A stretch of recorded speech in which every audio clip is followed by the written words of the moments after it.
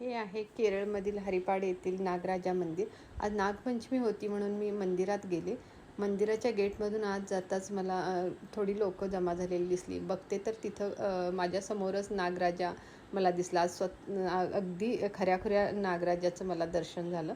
पण मंदिरातील ब्राह्मण आले आणि त्यांनी तो पकडला आणि ते मंदिराच्या आतील ब्राह्मणांच्या हातात दिला. पण ते सटकलं आणि त्या बाजूच्या असलेल्या जंगलात गेला.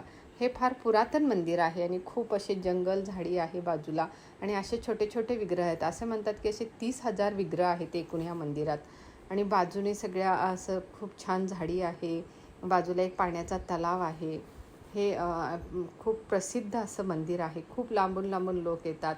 असं म्हटलं जातं की ज्यांना संतान प्राप्ती होत नाही त्यांच्या इथं इच्छा पूर्ण होतात. इथं काहीतरी उरली एक म्हणून एक पितळेचं भांडं असतं काशाचं, त्याची काहीतरी एक पूजा करतात आणि मग ते जेव्हा संतान प्राप्ती होते तेव्हा त्याची परत येऊन लोक ते त्याची सरळ पूजा करतात, आधी उलटी पूजा करतात असं म्हणतात. हे मंदिराचं प्रवेशद्वार आहे आतमध्ये.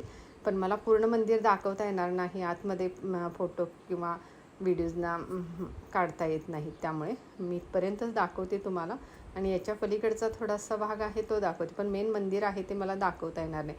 नागराजा आणि नागराणी असे हे दोघांचं शेजारी शेजारी दोन टेम्पल आहेत. आणि असं म्हटलं जातं की पूर्वीच्या काळी इथल्या एका लंबोदरी कुटुंबातील एका स्त्रीला संतान नव्हते. त्यामुळे तिनं संतान प्राप्तीसाठी इथं काही पूजा केल्या. त्याच्यानंतर तिच्या पोटी हा नागराजा जन्माला आला. तेव्हापासून या लंबोदरी घराण्याला मिळालेले हे एक वरदान आहे. इथल्या ह्या नागराजाची पूजा ही इथली एक स्त्रीच करत असते. इथं कुणी जेंट्स पूजा करत नाहीत.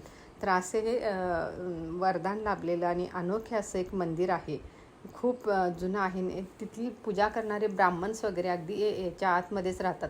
ते त्या मंदिराच्या गेटच्या बाहेर त्यांना राहण्यास परवानगी नाही आहे. इथं जे असे 4-5 बंगले आहेत ते सगळे त्यांचेच आहेत.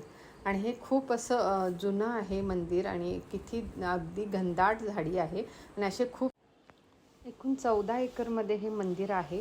असं प्रशस्त मंदिर आहे. कसं वाटलं हे मला नक्की सांगा.